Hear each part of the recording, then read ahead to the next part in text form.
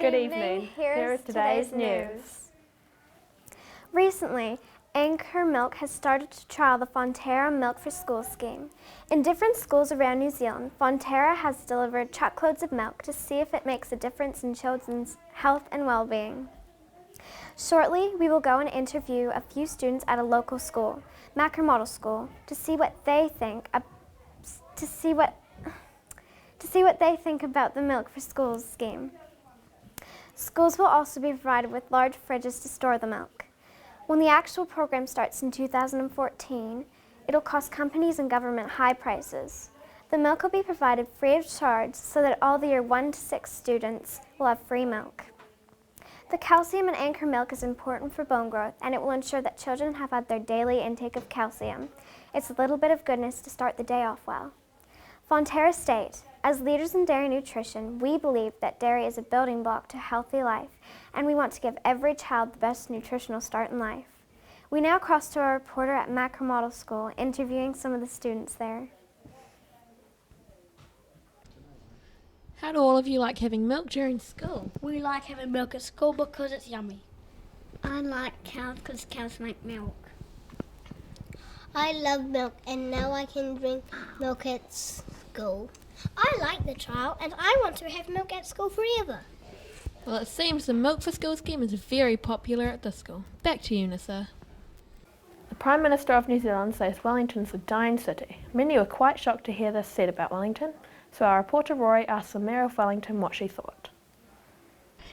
Thanks so much for giving up your time to talk to us. What is your response to that comment from the Prime Minister?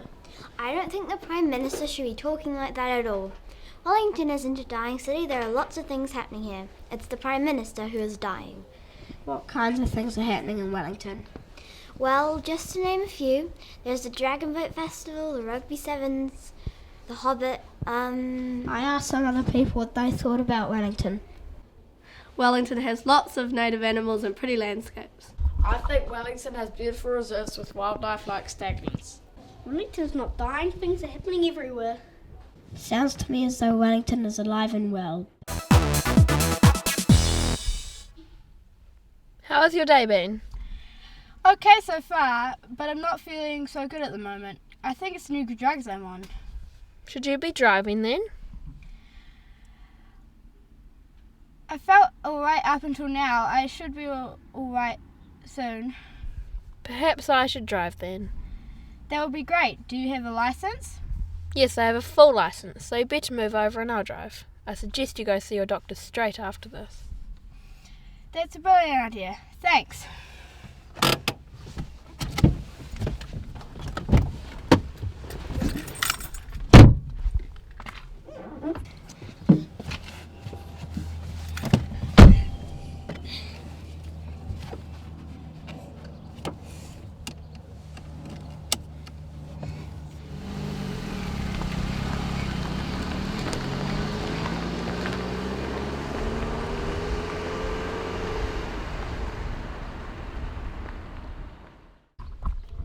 Would never fade away from you.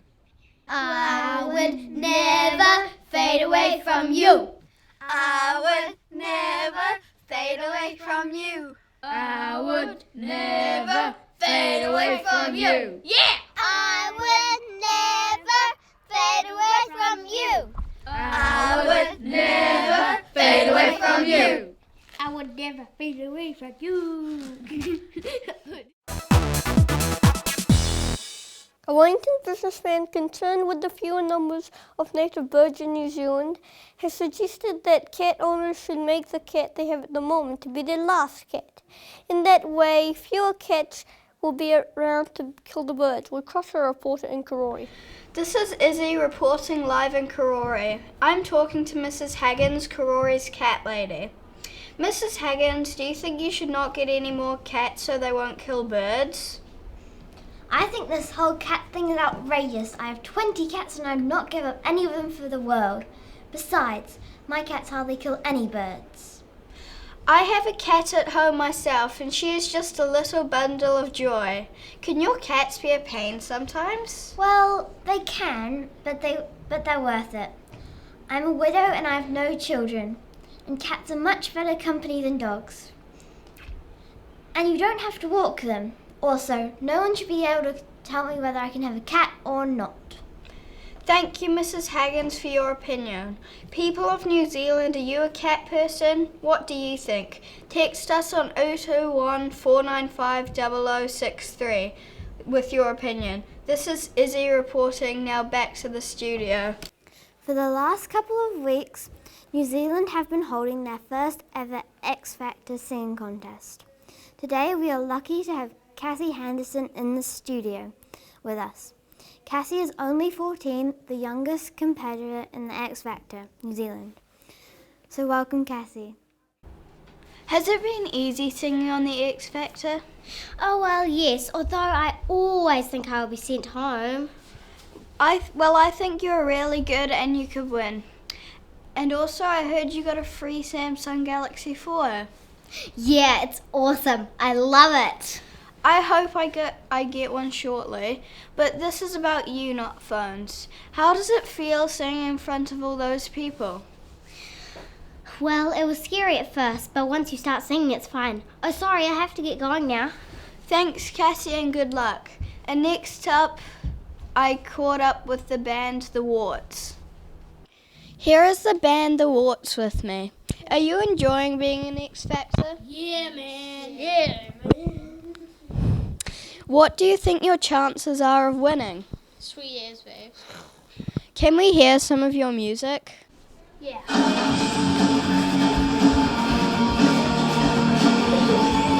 Go crazy.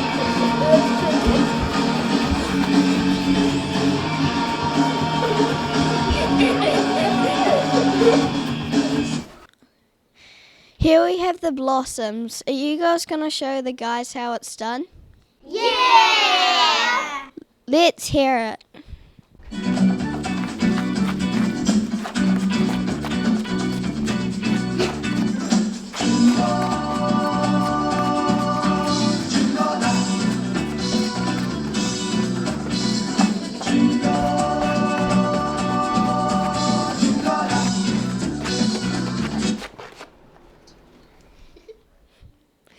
Thanks everyone and good luck. Now back to you in the studio. Today, the Road Safety Council recommended that all cyclists wear high vision vests. Only yesterday, Mr. Bob got hit by a car while riding his bike without a high vision vest while going to the local dairy for some milk. Now we go to our reporter Sam with an interview with Mr. Bob. Thanks, Joe. So, Mr. Bob, do you think a high vision vest would have helped you in that situation? It may have helped me being seen earlier by the driver and he could have stopped. Mr. Bob, do you own a high vision vest? No, I do not own one, but now I will certainly go and buy one. Thanks, Mr. Bob. We now talk to Stan, the driver. Stan, did you see Bob before the crash? I didn't see him until the very last second when it was too late to brake. If Bob was wearing a high vision vest, would you still have hit him?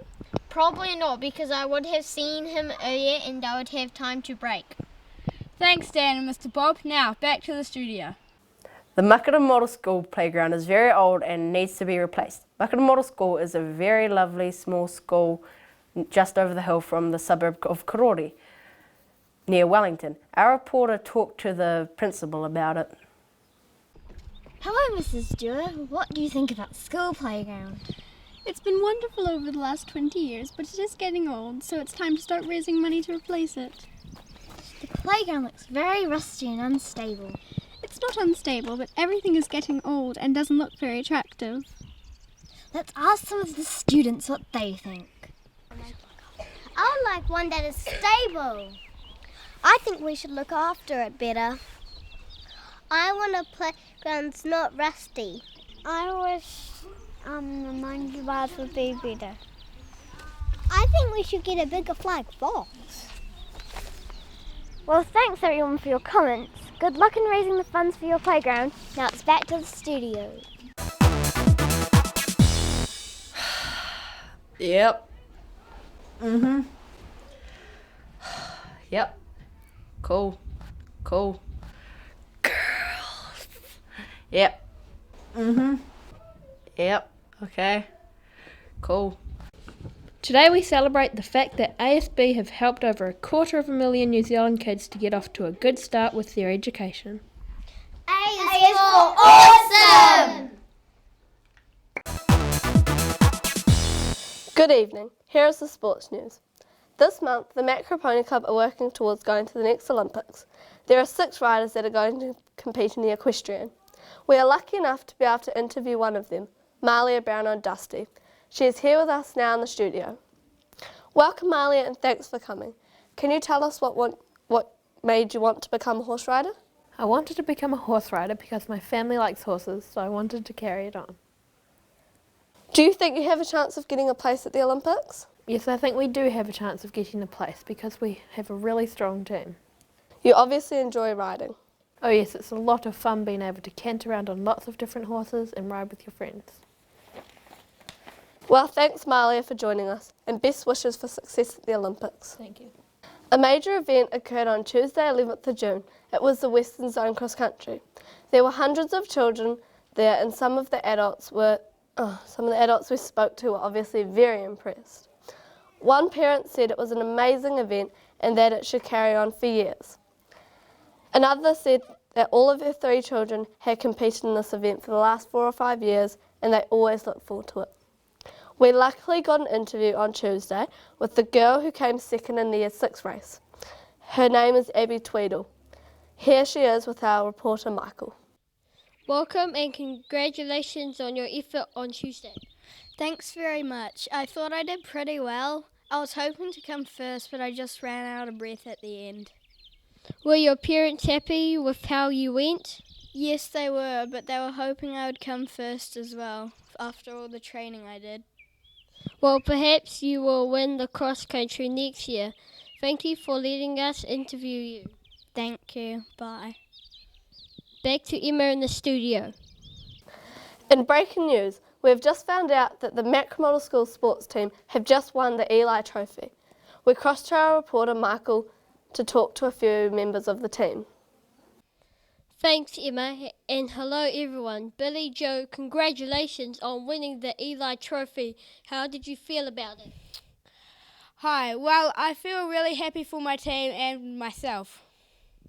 So you have been getting good recently on Sunday mornings? Yes, we've been working really hard this season and the boys are very fit.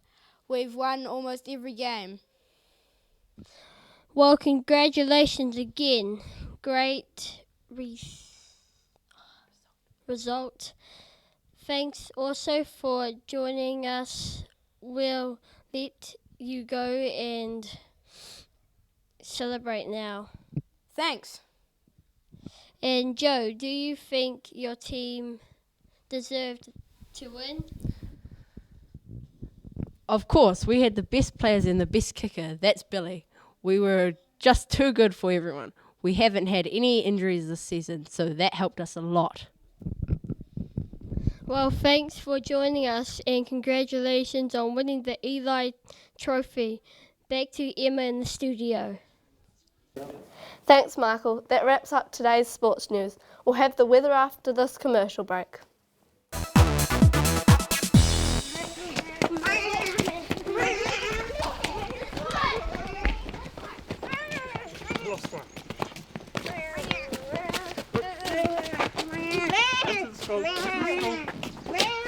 On Christmas Day, Greedy Cat had a big dinner. He had meat, gravy, peas, potatoes, and pudding.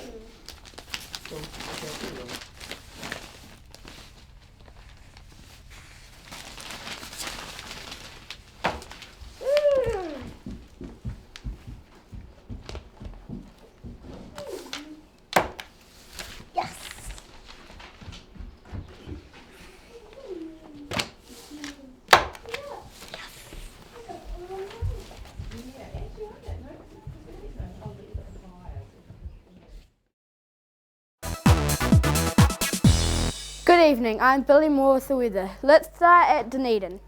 Tonight there is a cold southerly drifting to the east of Dunedin, bringing light showers with it. Tomorrow there is going to be a cold low of -20 and a high of 1.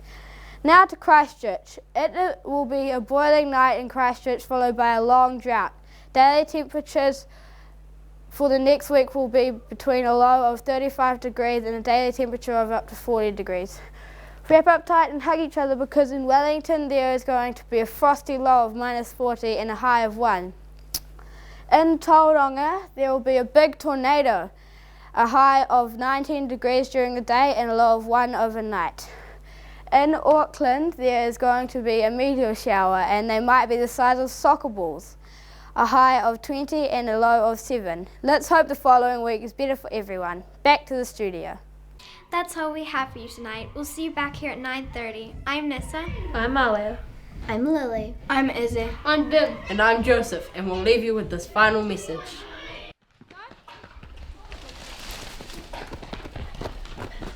There's no place I'd rather be. There's no place I'd rather be. There's no place I'd rather be. There's no place I'd rather be. There's no place I'd rather be. There's no place I'd rather be. There's no place I'd rather be. There's no place I'd rather be. There's no place I'd rather be. There's no place I'd rather be. There's no place I'd rather be. That's it, Makara.